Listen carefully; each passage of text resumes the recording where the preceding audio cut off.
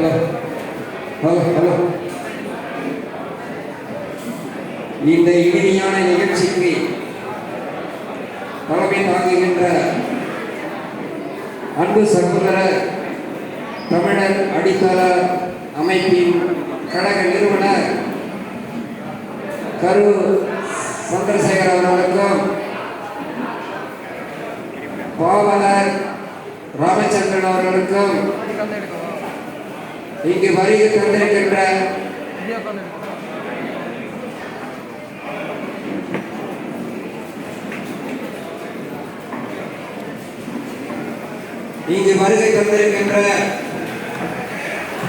அனைத்து இந்திய அண்ணா திராவிட முன்னேற்ற கழகத்தின் கழக பேச்சாளர் அன்பு சகோதரர் ஆவடி குமார் அவர்களுக்கும் மற்றும் தமிழ்நாட்டின் 234 சட்டமன்ற சுயேட்சை வேட்பாளர்களும் சகோதர சகோதரிகளுக்கு அண்ணா எம்ஜிஆர் மகான்கள் கழக நிறுவனரும் கழக பொதுச் செயலாளரும் BSNL ஆர் ராஜா உங்களுக்கு மதிய வணக்கத்தை தெரிவித்துக் கொண்டு இந்த நிகழ்ச்சியை சீரும் சிறப்புமாக பணியாற்றிய அன்பு சகோதரர் கரு சந்திரசேகர் அவர்களை நான் மனதார பாராட்டுகிறேன். இன்று அரசியலுடைய செயல்பாடுகள் தமிழக மக்களுக்கு மட்டுமல்ல உலகம் முழுவதும் தெரியும். ஆனால் சுயேட்சை வேட்பாளர் என்பது ஒரு ஆளுகின்ற அரசையும் எதிர்கட்சியும் எதிர்க்கக்கூடிய ஆற்றல் மிக்க துணிச்சி மிக்க வேட்பாளர் தான் சுயேட்சை வேட்பாளர். அவரிடம் சுயநலம் கிடையாது, பொதுநலம் தான் அவரிடம் உண்டு. ஆனால் இன்று நடக்கின்ற அரசியல் மக்களை படுகொலை பள்ளத்தில் தள்ளப்படுகிறார்கள்.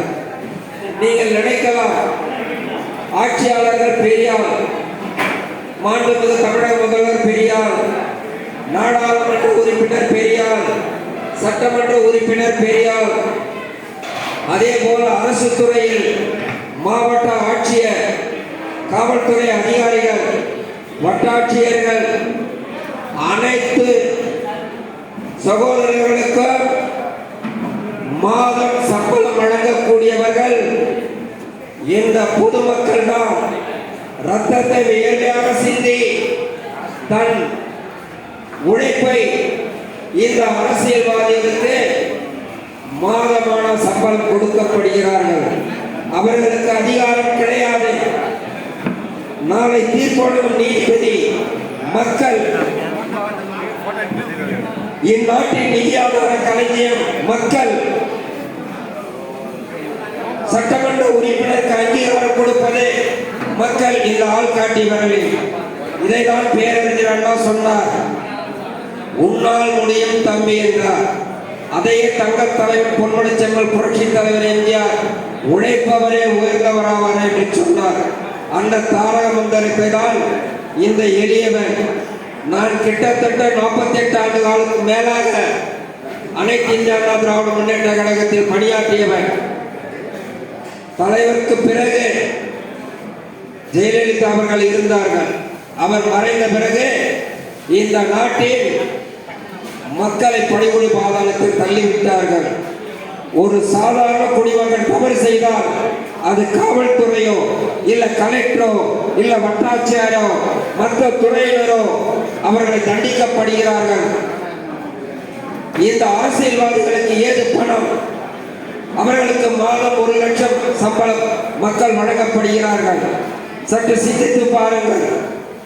உங்கள் வாழ்க்கையில் இதுவரை விடிவெளி கிடைக்கவில்லை, உழைத்துக் கொண்டே இருக்கிறீர்கள்.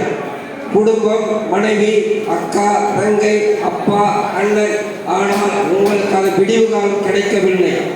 அரசியல்வாதி வருவார், ஒன்றுமில்லாமல் இருப்பார். அவர் பல ஆயிரம் கோடிக்கு சொந்தக்காரனாக இருப்பார். அந்த சொத்துக்களை இந்த மக்கள் மன்றம் தான் அதை மீட்க வேண்டும். நீதிமன்றமோ உளவுத்துறையோ சிபிஐயோ சட்டம் வழக்கறிஞரோ கிடையாது. எல்லாத்துக்கும் முதன்மை மக்கள். நாளை தீர்ப்பளிக்கும் நீதிபதிகள், இந்நாட்டின் நிதி ஆதார களஞ்சிய மக்கள், சட்டமன்ற உறுப்பினருக்கு அங்கீகாரம் கொடுப்பது மக்கள். இந்த 3 அதிகாரம் மக்கள் கொடுத்த பிறகுதான் இந்த நாட்டை சூறையாடப்படுகிறார்கள். தமிழ்நாட்டில் நீர்வளம் செம்மையாக இருக்கின்றதா? தொழில் வளம் செம்மையாக இருக்கின்றதா? கல்வி வளம் செம்மையாக இருக்கின்றதா? மருத்துவ வளம் செம்மையாக இருக்கின்றதா? சட்டத்துறை செம்மையாக இருக்கின்றதா? ஏன் பருவந்த மங்கை தனியாக சென்று வீடு திரும்புவாரா என்று பார்க்கின்ற பொழுது ஒருபொழுதும் வரவில்லை. அவளை சின்ன பின்னமாக ஆக்கி அவள் உயிரை குடித்து விடுகிறார்கள் காம வெறியர்கள். இந்த சட்டம் எங்கே சென்றது? இவர்கள் என்ன செய்து கொண்டிருக்கிறார்கள்? இப்பொழுது இலவசம் என்று அறிவிக்கிறார்களே, அது யாருடைய பணம்? சுப்ரீம் கோர்ட் வன்மையாக கண்டிக்கின்றது. நீங்கள் யாரும் இலவசம் அறிவிக்க கூடாது. ஆனால் இவங்க வீட்டு சொத்து மாதிரி பல லட்சம் கோடி கொள்ளடிச்சுக்கிறீங்களா, அதை எடுத்துக்கொண்டு 5 மாசம் பெண்களுக்கு நிதியா? அவர் ஒரு பக்கம்னாக்கா இந்த அதிமுக சொல்றாரு குடும்பத்துக்கெல்லாம் 10,000 யார் வீட்டு பணத்தை கொடுக்க போற? இன்னைக்கு 10 லட்சம் கோடி கடன் தமிழ்நாடு. ஒவ்வொரு குடிமகன் தலையில் 1.5 லட்சம் கடன். இவங்க செய்த கொள்ளைக்கு இந்த அப்பாவி மக்கள் வீழ்ந்து மடிவதா? புரட்சி தலைவர் அன்றே சொன்னார், உன்னை அறிந்தால் நீ உன்னை அறிந்தால் உலகத்தில் போராடலாம், உயர்ந்தாலும் தாழ்ந்தாலும் தலை வணங்காமல் நீ வாழலாம். சிந்தித்து பார்த்து செய்கையை மாற்று. சிறுசா இருக்கை திருத்திக்கோ. அது தெரிஞ்சு தெரியாமல் நடந்திருந்தால் திரும்ப வராமல் பார்த்துக்கோ. ஓடி ஓடி உழைக்கிறாங்க மக்கள். ஆனால் அவர்களுக்கு கட்டவங்க கட்ட கிடையாது. ஆனால் அரசியல்வாதி படாடமாக வராங்க. அவங்க ஓட்டு போட்டு ஜெயிச்சதுமே சொகுசான கார், குழுகுல அறை. யார் பணம்? உங்கள் ரத்தத்தை வேலையாக சிந்துகின்ற வரி பணம். கலெக்டருக்கு ஏன் அந்த சொகுசு? தாசில்தாருக்கு ஏன் அந்த சொகுசு? காவல்துறைக்கு ஏன் அந்த சொகுசு? இவை அனைத்தும் உங்கள் வரி பணம், உங்கள் ரத்தம். ஆனால் உக்காந்து மக்கள் போய் மனு கொடுத்தா அவனை சாகடிக்கிறது. இதுக்குதான் ஒரு சட்டமன்ற வேட்பாளர் தேர்ந்தெடுத்தாங்க. அதற்கு தான் இங்கே சகோதரர்களும் சகோதரிகளும் 234 சட்டமன்ற சுயேட்சை வேட்பாளராக போட்டி இருக்கிறீங்க. அதற்கு இந்த தமிழர் அடித்தள அறக்கட்டளை 234 சட்டமன்ற சகோதரருக்கு அழைப்பு கொடுத்து கௌரவப்படுத்துகிறார்கள். அவர்களை நான் சாமியார் என்றார். அனைவருக்கும் அண்ணா எம்ஜிஆர் மகாநகர் கழகத்தின் சார்பாக கழக நிறுவன பொதுச்செயலாளர் அவரை நான் வணங்குகிறேன். இவர்களுக்கு உரிய மரியாதை கொடுக்கப்படுகிறார்கள். சுயேட்சை வேட்பாளர் சாதாரணமானவர் அல்ல. எதிரிகளை, அவர்கள் செய்யும் சதிகளை முறியடிப்பதற்காகவே அவர்கள் களத்தில் இறங்குகிறார்கள். சாமி மருதாசாரியார்கள் சட்டத்தில் உள்ள வந்து கொண்டிருக்கின்றார். அவர்கள் யாரை நம்பி வாழவில்லை. தன் அறிவை நம்புகிறார், தன் உழைப்பை நம்புகிறார். அதை வைத்துக் கொண்டுதான் சுயேட்சை வேட்பாளராக போட்டியிடுகிறார்கள். சில சகோதரர்கள் சொன்னார்கள், ஒரு அடியவன் சொன்னார், பெருமாள் சரவணன் சொன்னார், இந்த சுயேட்சை வேட்பாளர் தமிழ்நாட்டில் உள்ள அனைவரும் ஒன்று கூடினால் அரசியல்வாதிகள் அச்சப்படுவார்கள், பயப்படுவார்கள்.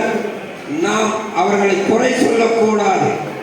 நாம் என்ன செய்ய வேண்டும், அவர்களுக்கு என்ன பணி ஆற்ற வேண்டும். உங்கள் வரிப்பணம் உங்களுக்காக செலவழிக்கப்படும். இதைதான் புரட்சி தலைவர் சொன்னார், மக்கள் வரிப்பணம் மக்களுக்காக செலவழிக்கப்படும். அந்த கொள்கையை கடைபிடிப்போம். இந்த பிஎஸ்என்எல் ஆர் ராஜா என்றும் எம்ஜிஆர் எளிய தொண்டன். வருகின்ற சட்டமன்ற தேர்தலில் இன்னும் பல சகோதரர்களை நான் அணுகுகிறேன். இங்கே வந்திருக்கும் சகோதரர்களையும் கலந்துரையாடுகின்றேன். நாம் அனைவரும் ஒன்று கூடினால் ஒரு மாபெரும் எழுச்சி அடையும். 1001 திரைப்படத்தில் புரட்சித் தலைவர் சொல்வார், கொதிப்படை கூட்டம் விழிப்படைந்தால் உன் நிலை என்னாகும், மண்ணாகிவிடும். அதே போன்று இந்த சுயேட்சை வேட்பாளர்கள் ஒன்று தள்ள வேண்டும். நாம் ஒன்றிணைந்து செயல்பட்டால் 2026 மாபெரும் வெற்றி அடையும் என்று சொல்லி எனக்கு வாய்ப்பு கொடுத்த இந்த தலைமைக்கு நன்றி கூறி விடைபெறுகிறேன். வாழ்க அண்ணா நாமம், வாழ்க புரட்சித் தலைவர் எம்ஜிஆர் நாமம். என்றும் எம்ஜிஆர் எளிய தொண்டர் BSNL ராஜா. நன்றி. அனைவரும் எப்படி வேட்புமொழியில் தாக்கப்பட்டார்களோ அதே போன்று